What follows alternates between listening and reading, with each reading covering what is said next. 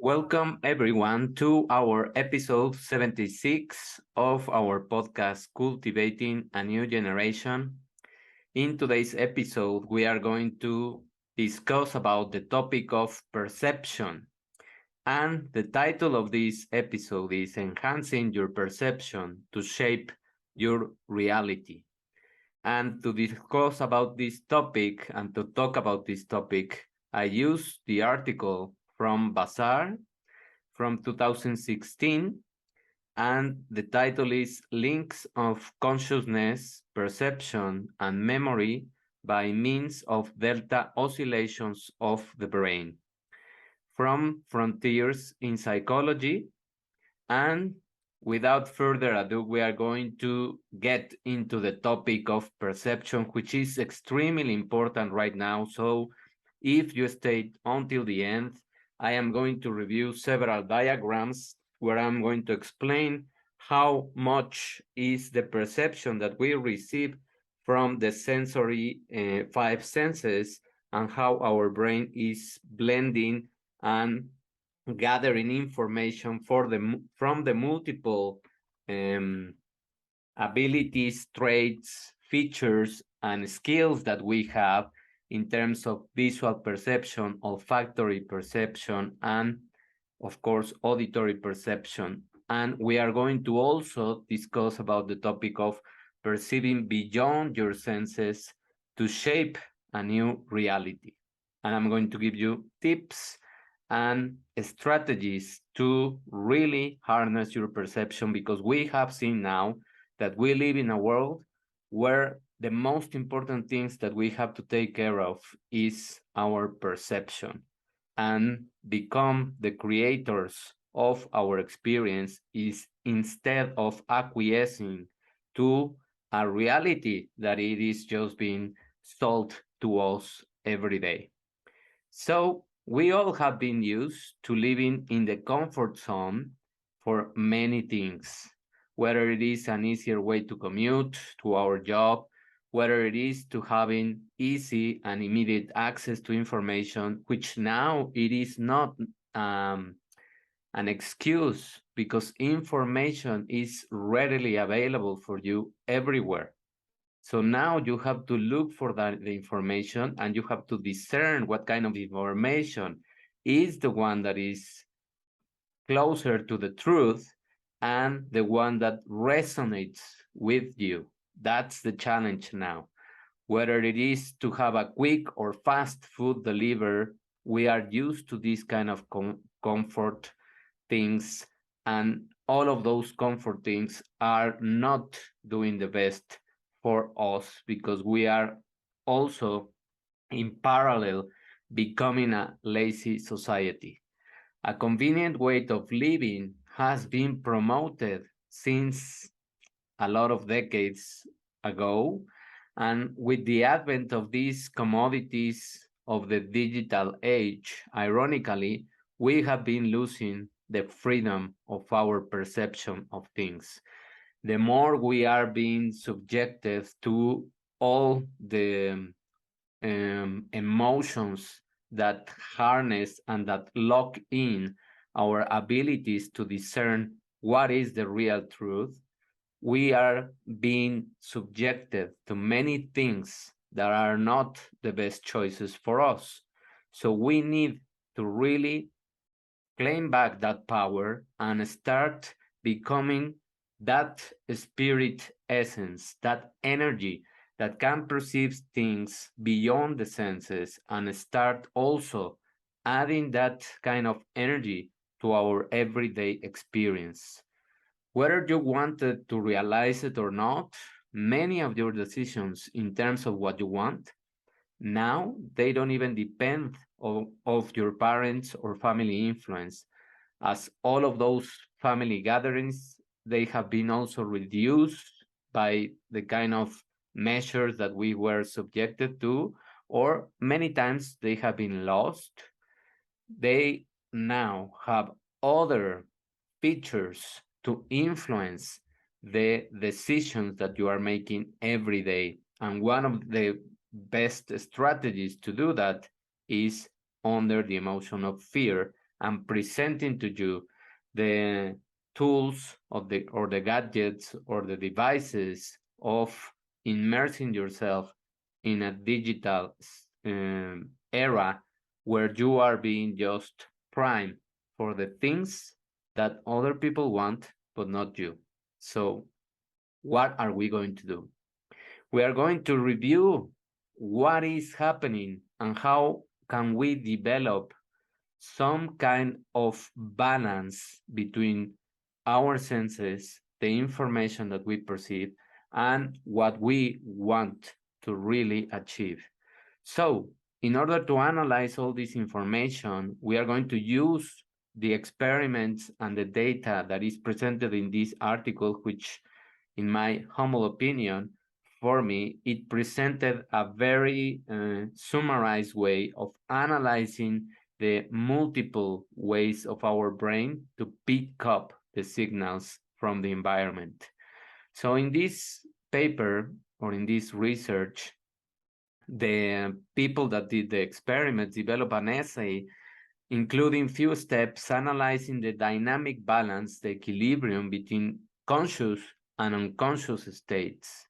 So in order to approach that kind of problem, they use rules of electroencephalograms and neurophysiology, as well as time frame needed during cognitive performances of the brain. The physiology of the brain is anchored to important functions that also act in an integrative way, which is perception and sensation. So, several research scientists define sensation as perception by means of the sense organs. The philosopher Henry Bergson indicates pure perception as the simple reaction coming from sense organs. On the contrary, the perception can be defined according to Helmholtz as the integration of pure sensation with unconscious inference. So what is going to happen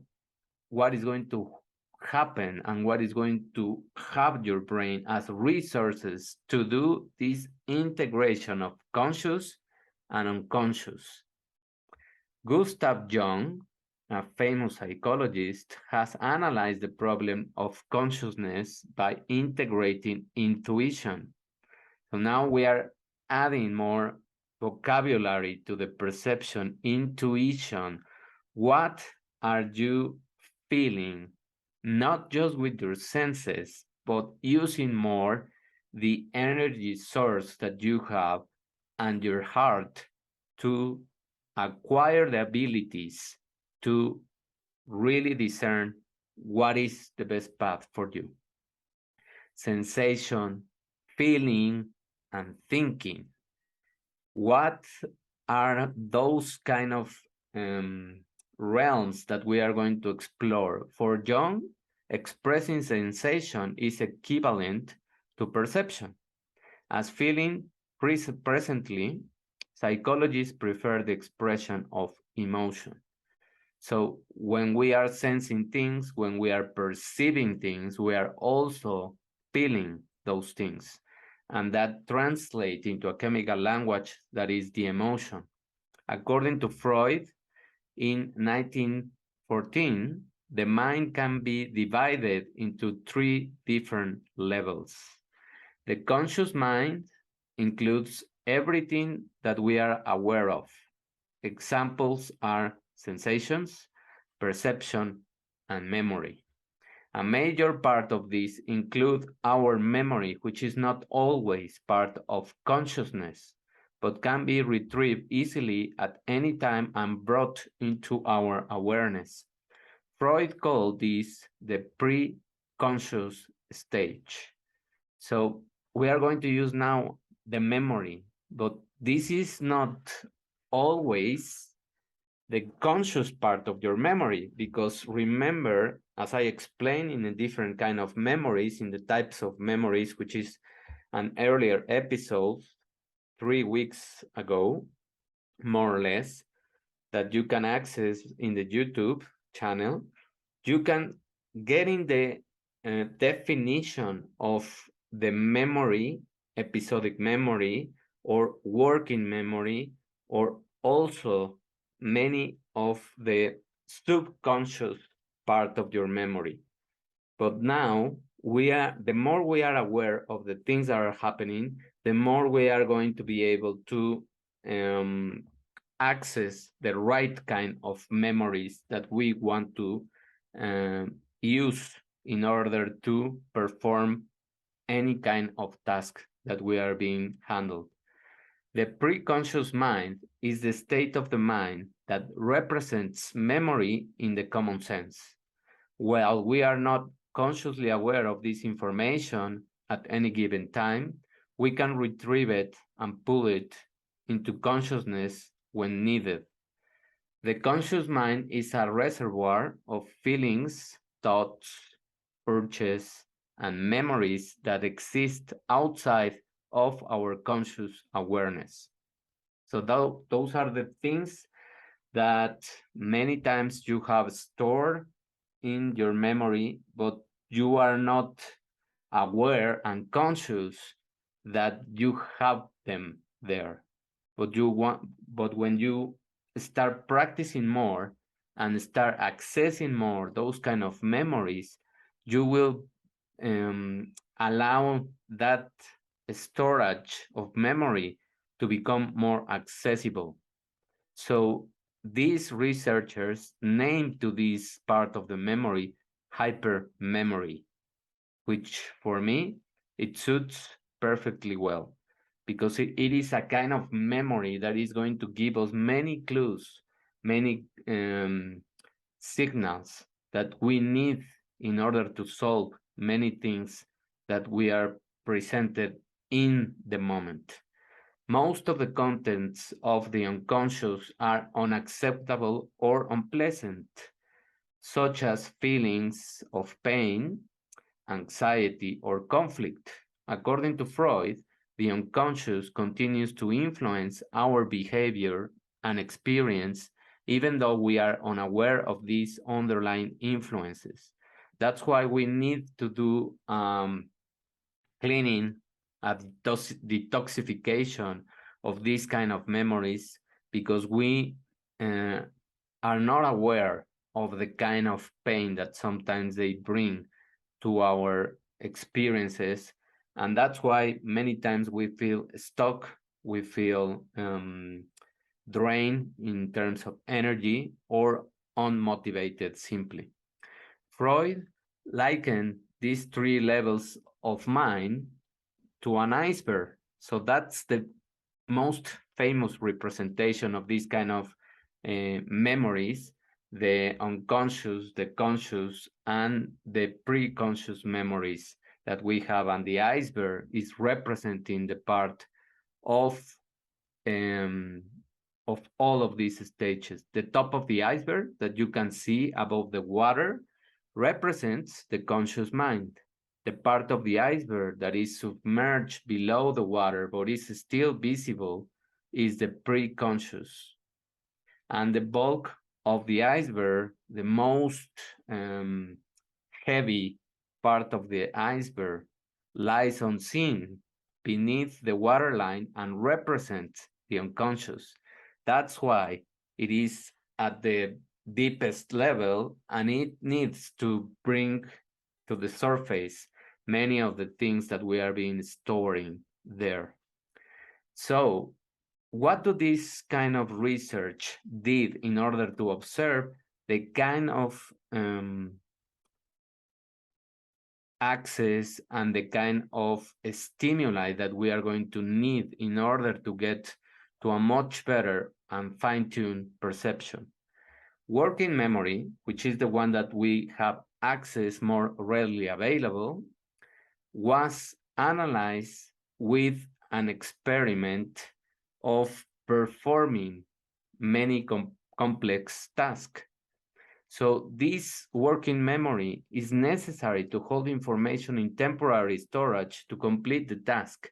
The system used for this is referred as this working memory.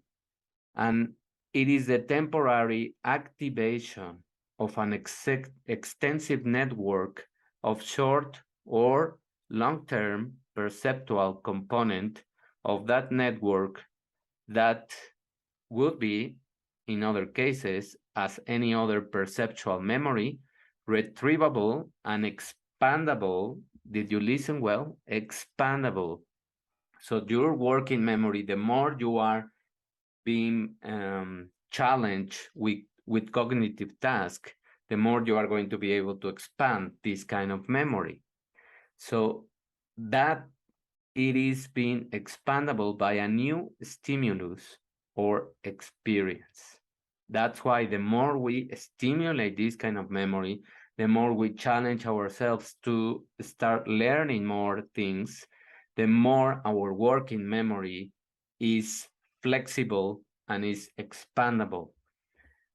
So another researcher, Foster, in 2013, he analyzed states that working memory has the same cortical substrate as the kind of short-term memory traditionally considered the gateway to long-term memory.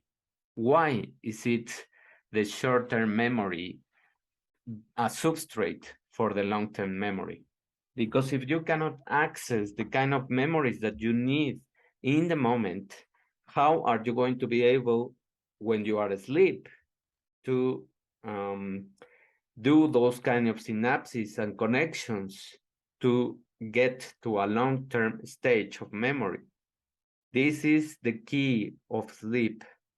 The moment we go to sleep and the moment we start entering those stages of deep sleep, that's when your brain is working harder to assemble the long-term memories that you need.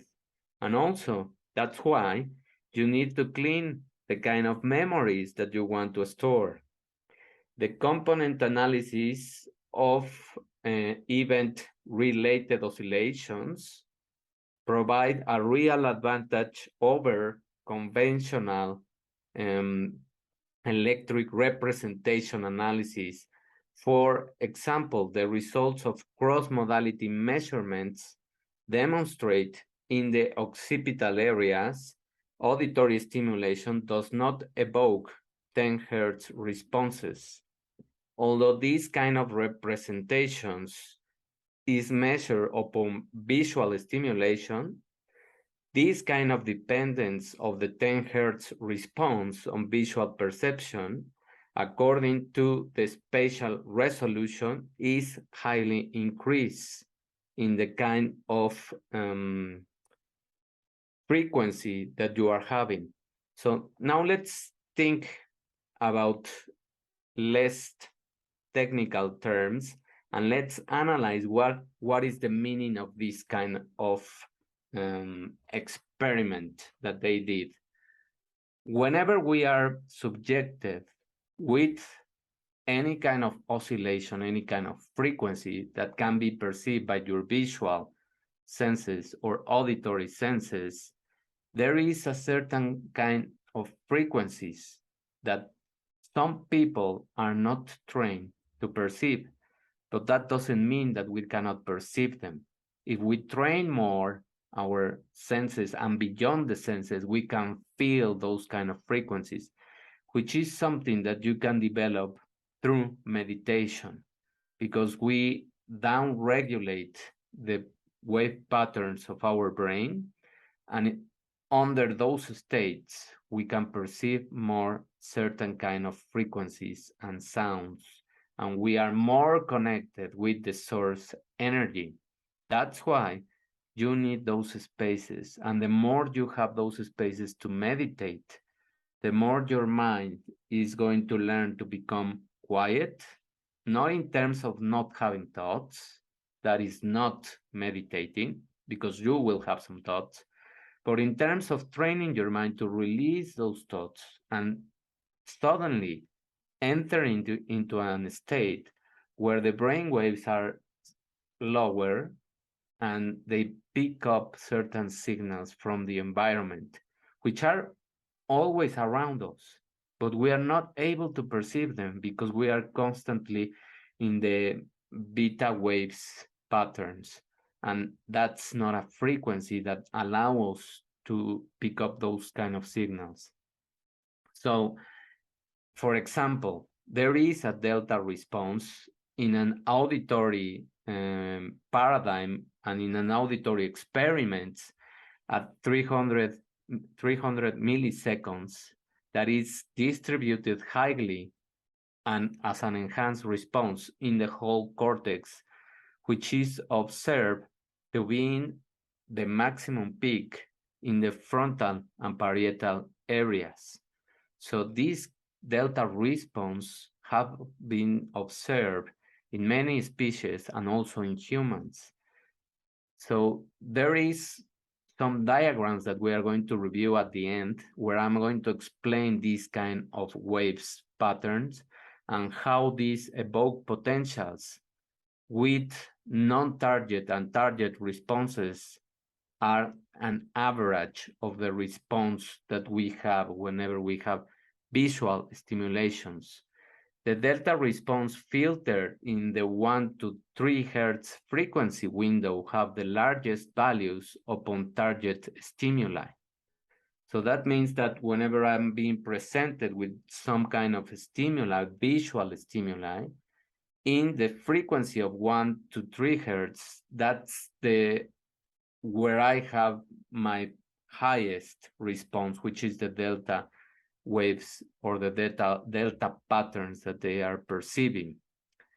So what are the conclusions of all these kind of experiments, and also the parts of the memory that we are using, as mentioned by Freud, either the preconscious, the conscious, and the subconscious? How do we blend those things, and what can we do to overcome certain kind of traps or biasing information? At the human level, the threshold and the hair tones also manifest a delta response, as well as the visual, as I explained. Other frequency responses were absent in the kind of experiments, but we also know from other sources and research that whenever we down-regulate the patterns and the wave patterns of our brain, we can pick up the signals from the field source, which is connected to your spirit. During slow wave sleep, ample acoustic stimuli of 80 decibels elicits a large delta response. Further, this delta coherency between long-distance structures in other experiments in animals in the cat brain shows highly increased delta components. In other words, during deep sleep, the delta response is existent, although the cats cannot consciously hear the auditory stimuli. And we have also proved that, and there are also experiments in humans of how when we are also asleep at certain stages of sleep, we can perceive certain sounds. And that is the delta response that we are having whenever we are entering certain kind of between the light sleep and the deep sleep. That's when we can pick up those kind of frequencies. Now, what can we do to allow our perception to become much better? I'm going to go into this topic at the end, but before, we are going to review a diagram where I'm going to explain all of these experiments and many of the things that you can start doing with your perception in order to make it much better. So let's analyze this. This is the information from the article. So as you can see here, there is the hypermemory, as these researchers label the kind of subconscious memory that was also labeled or named by Freud. So what is this hypermemory? It is the unconscious, but what is going to happen with this unconscious level? It is going to have a mixture of semantic memory and episodic memory, which are mostly overlapping in time. Did you remember what was the semantic memory and what was the episodic memory? Remember that the episodic memory is the things that you are perceiving but are not happening personally. They are not happening to you. The semantic memory is the one that happens to you. Well, sorry, I mixed up the terms. Semantic memory is the memory of the events that are happening, and the episodic memory is the memory that is happening to you. That's the right way. So they are overlapping. Why? Because we have a lot of stimuli, and right now, with this kind of digital stages, we have a lot more of this overlapping in time of these kind of memories. If we are being if we are watching too much the social platforms, or if we watch a movie or a series in any kind of platform, sometimes many of the events that happen in this kind of visual stimuli are being mixed with certain experiences that you have. So that's the kind of conflict that sometimes happens with these kind of memories. Possibly they share similar neural networks. Your emotional memory is also based on our past, as we explain in the types of memory. Therefore, it is designed in an adjoining way to episodic memory, as we can see it here. This is the semantic memory, the episodic memory, phyletic memory. That's another classification of memory, that it is more filtered, let's say. And right here, or in an adjacent position, it is your emotional memory, which is being influenced of the present memory. And that present memory goes back to a semantic or an episodic or a phyletic memory and becomes a past memory if you want to store it. Remember that this past memory is long-term memory that you are going to store during your sleep. So that's why it is extremely important to filter, to clean the kind of memories that we want to store in our lives. This episodic memory also has an impact on future memory and creativity.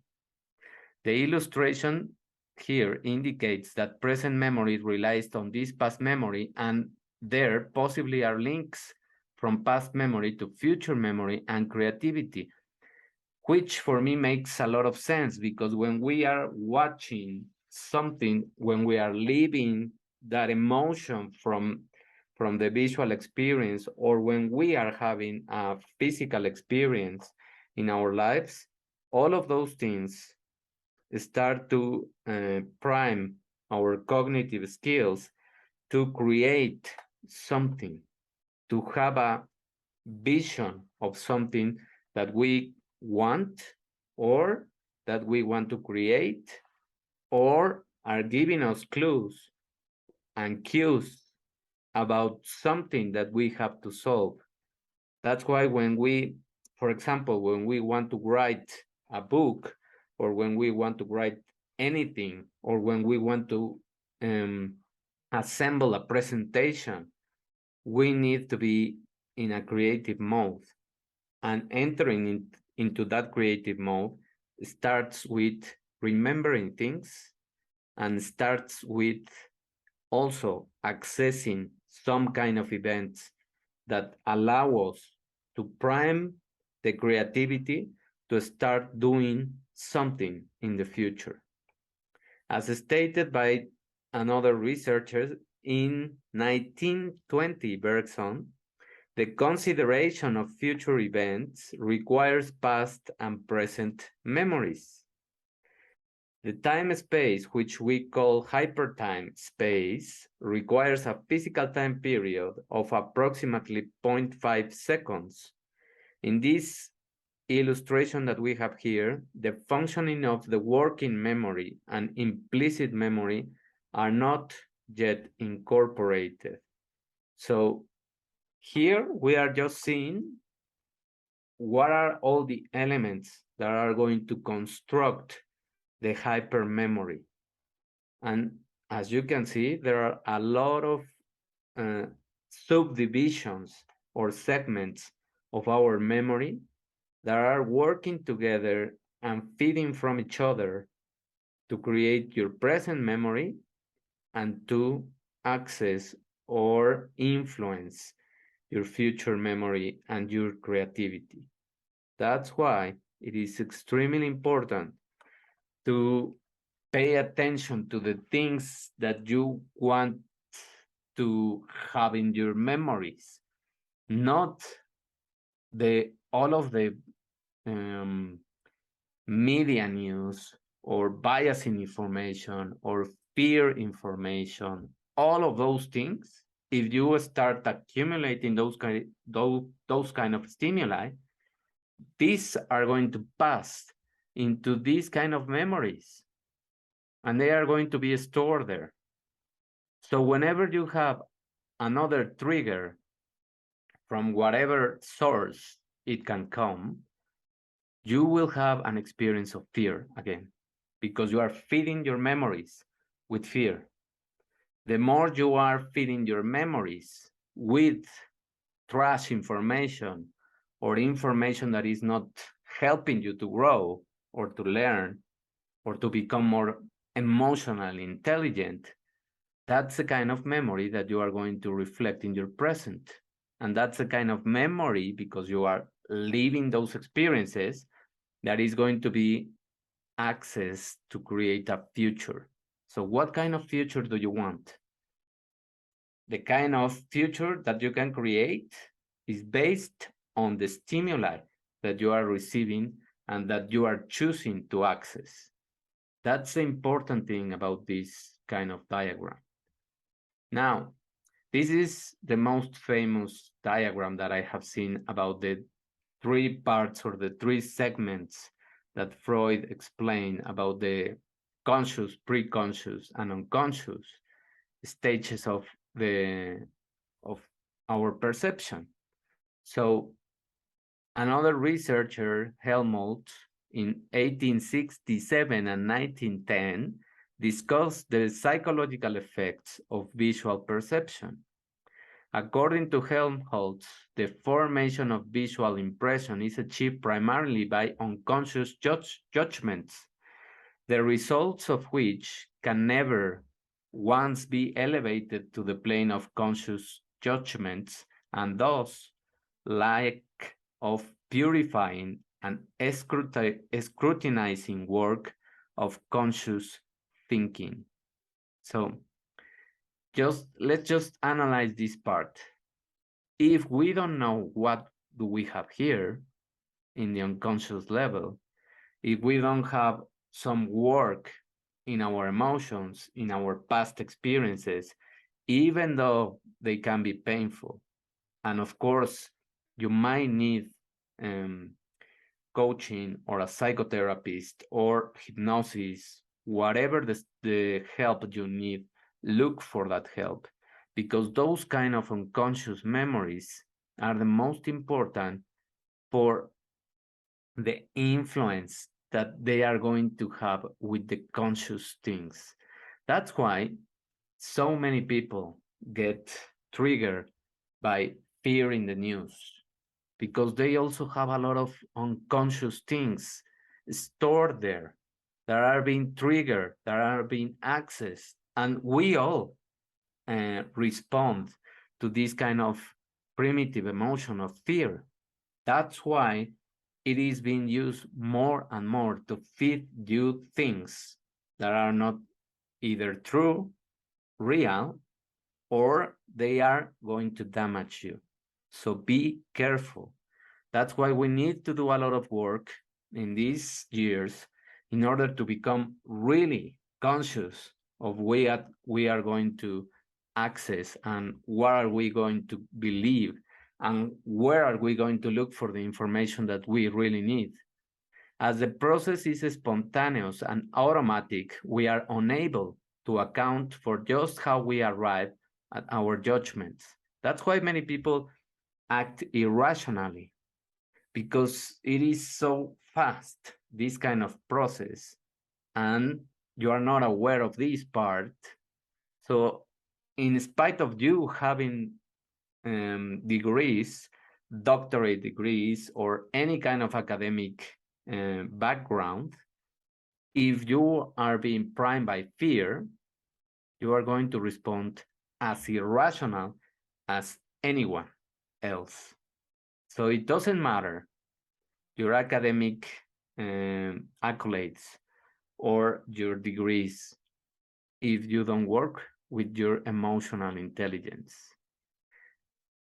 Through our eyes, we necessarily perceive things as real. For the results of the unconscious, conclusions are interpretations that are urged on our consciousness. So we are being deceived by visual things. And that's what happens in many of the social platforms and, of course, in many of the news. We are being primed by visual imagery. We are being primed by false data. We are being primed by things that are not true. We are being primed by things that are just designed to make you powerless and weaker. So be careful and analyze the things and start cleaning this unconscious part. So now, what is happening in all of this hub system? Because isn't this amazing how all our areas of the brain work and start um, gathering information and creating connections when we want to act more consciously or when we want to act irrationally? That depends on you. But this is the pathway that all of the memories that you are perceiving are going to follow. So let's look at this diagram and analyze it more. Representation of these neural networks to explain the bottom up and top down processing. Sensations are elicited in the peripheral organs of the body, such as your eyes, your ears, and all of the skin receptors. These are your antennas that are perceiving and picking the information. If we track visual information, the electrical impulses that are elicited in the retina reach the occipital cortex or the visual cortex and travel through the visual pathway. So that's how each of the signals has a path that has to follow in order to make sense. These signals coming from the retina reach the visual cortex over the thalamus. This is a simple way of bottom-up processing. In real life, the subject's cell receives pure sensory signals as a light stimulus. In general, more complex visual patterns contain elements from the history of subjects which are presented. So this is to make the resemblance of certain kind of psychological subliminal messages that many times we receive. If we have seen certain kind of visual information before and we associate an emotion that is low vibration, such as fear, and then we are presented with a similar image that kind of, it doesn't even have to be the same, but kind of resembles the image that we have stored and that we associate with fear, this is the response that we are going to obtain. That's why it's very important to understand this kind of visual pathways, because the more we are accessing the kind of information that is just priming us into lower vibration emotions, the more we are going to be readily available to be manipulated in the future. In this figure that we analyzed previously, there are also connections from the reticular formations and connections to the limbic system. As we can see here, this is the limbic system, and the limbic system represents your emotions. Remember, there is the prefrontal area, which is more of your rational thinking. There is the limbic, which is sort of the big middle area of your brain, and primitive area, which is below, which is just instincts and reactions. Now, there are links from the visual cortex to other association areas of the brain. In the top-down processing, the signal flow in the brain hits several neuronal populations. This is a more complex signal processing, which usually ends in no predictable areas of the brain. Therefore, this is a complex signal processing, which shows on certain reactions. That's why we have to analyze more the kind of sensory input that we are having in our experiences. The more you clean the sensory input that you are receiving, the more you are going to feed these kind of cycles to your other areas of the brain, and the more you are going to be able to regulate your emotions. If you are accessing just priming information, just trash information, let's say, that's a kind of a stimuli, that is going to travel around your different kind of areas of the brain, and that's the kind of information that is going to travel and to assemble an experience that is going to trigger your limbic system and is going to give you a low vibrational emotion. That's the way it happens. Now, these are the different types of perception. This is the phyletic memory, which is more from your skin antenna. And this was analyzed in a snail, in a type of snail, to have more data of how we process many of the electrical signals. This is the bottom-up perception in the helix. This was analyzed in a snail.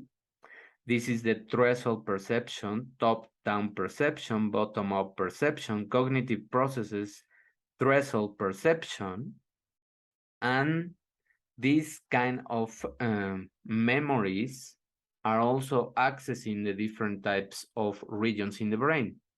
In humans, what is happening? You have evoked potentials which come from bottom-up perception.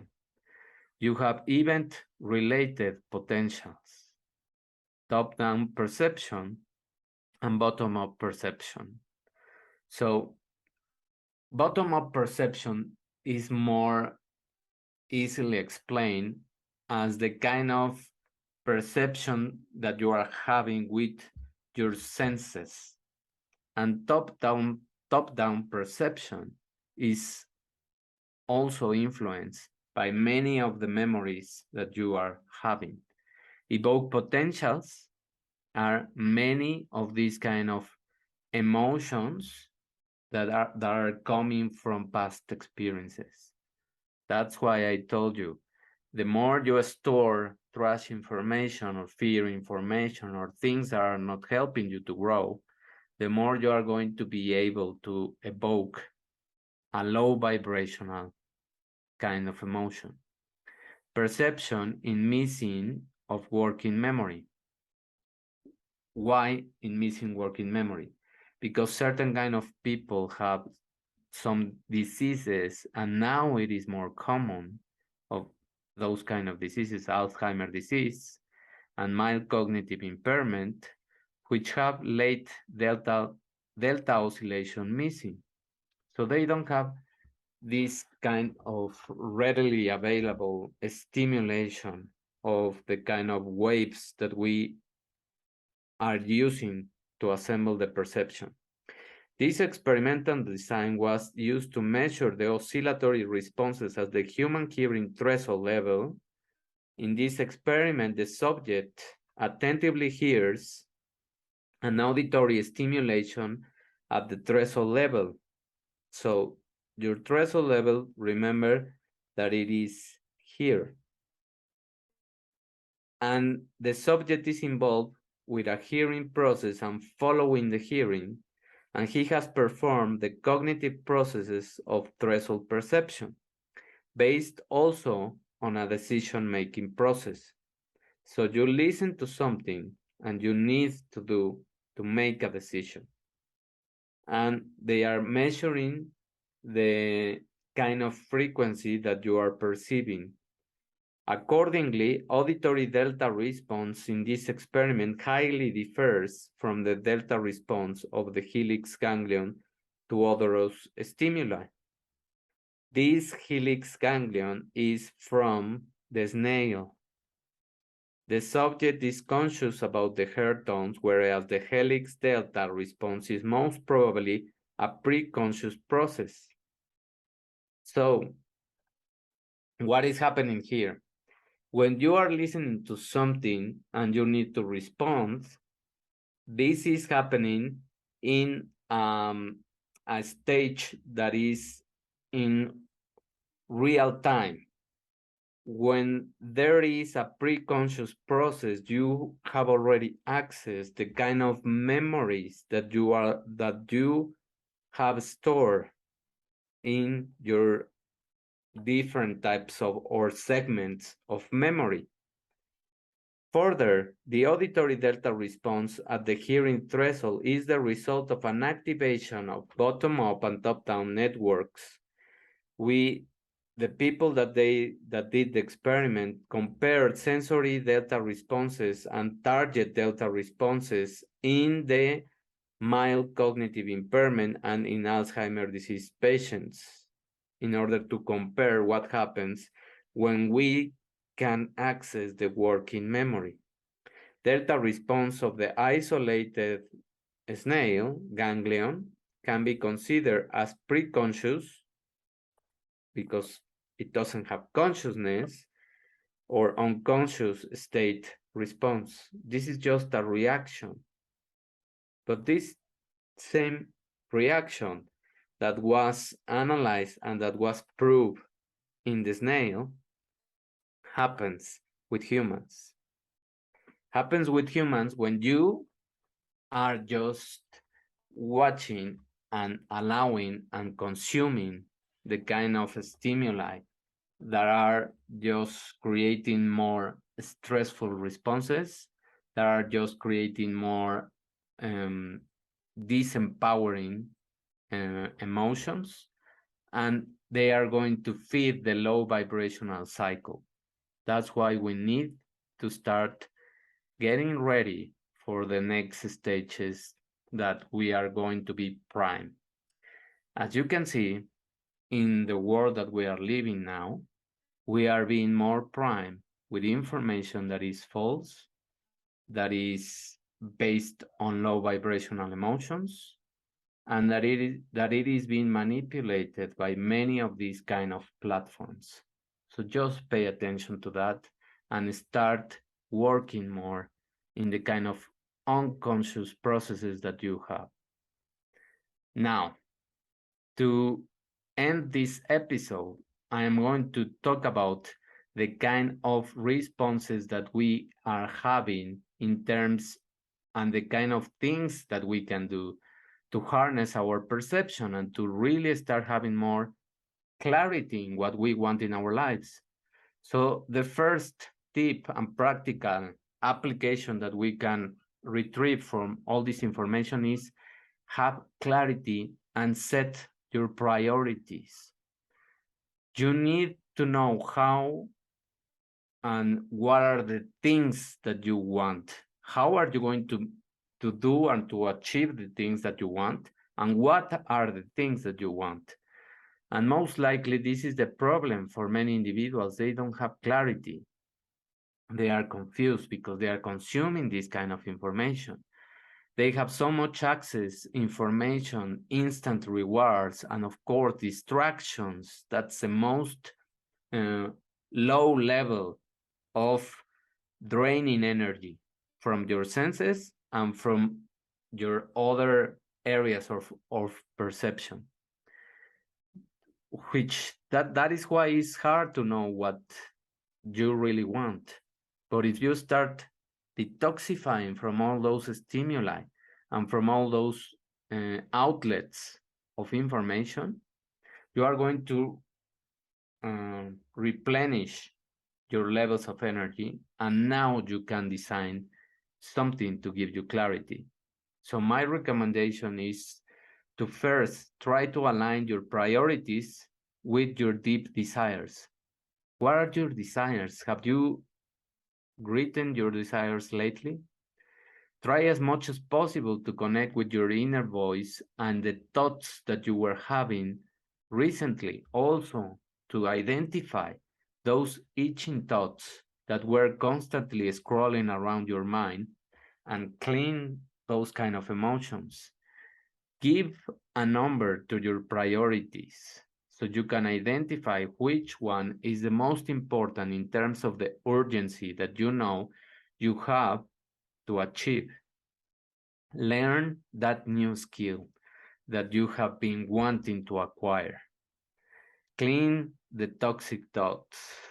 Build the dream that you are waiting for and start assembling the things. Remember that everything begins in your mind with the vision, with the craving of the things, and then you start pulling the energy towards you. No one else knows the priorities of your life and the itching desires more than you. So, another important aspect in these terms of clarity is to start seeing a clearer path coming to light when you start linking what you want deep in your heart with motion, with doing something, with writing down the things that you want, with clarifying the type of thoughts that you need to detoxify from, and with the kind of experiences that you want to create. Number two, let fear out of the equation. The most disempowering feeling is fear. And we all have heard about that. Starting from interfering with your mind, fear is an emotion that will practically block your prefrontal cortex, the one that takes decisions and start analyzing things. So that's the region that is going to be prime because that's the region that also has to do with motivation.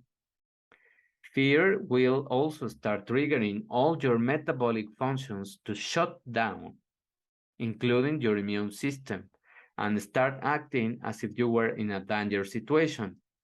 So this means that you are also having energy just to react, not for other things.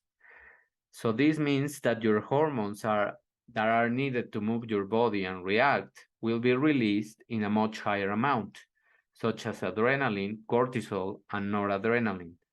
Those cocktail of hormones, as it is being released, will shut down the production of positive neurotransmitters such as oxytocin, which is the one that helps you to bond, to have more empathy, serotonin, which is another neurotransmitter and also hormone that is important for your well-being and for feeling happy and for feeling peaceful, and your endorphins that are also giving you a much better mood and much better quality in terms of your motivation. And one of the most important neurotransmitter recently discovered of BDNF. that I also mentioned a lot in the episode of irising and exercise. So, as you know, this BDNF helps you to protect, to recover, and to replenish neurons. If you counteract fear with a stronger feeling, which is gratitude and love for what you do, for what you are, for what you have accomplished, then you would start lowering the disempowering emotion of fear without needing to see it as a threat. Just by placing your attention on gratitude and the things that you already have, feeling more grateful and being more conscious of the difficult situations that you have been able to surpass, you are going to be motivated to create more and to give momentum to your life. Number three, step up to the situation and start acting. The biggest trait that we have to connect with our inner emotions, traits, feature, and as a higher species, feel connected with our divine source energy is the fact that we have a fast track freeway to our universe energy, to awaken our vibrational field and to start getting out from the trap of all of the other kind of emotions that this kind of stimuli is giving us.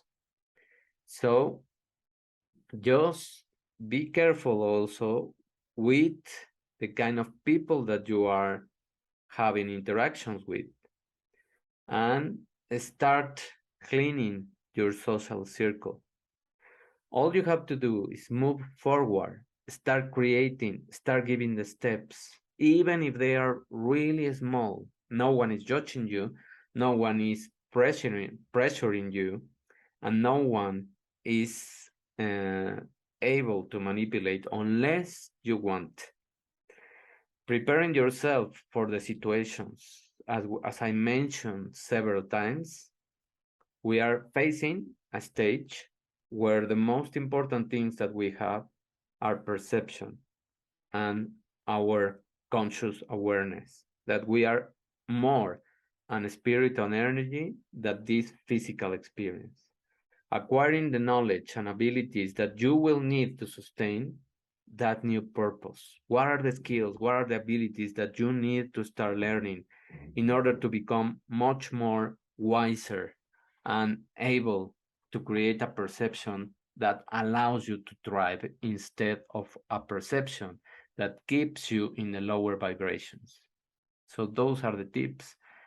That's all the information. And as you can see, the power is on us.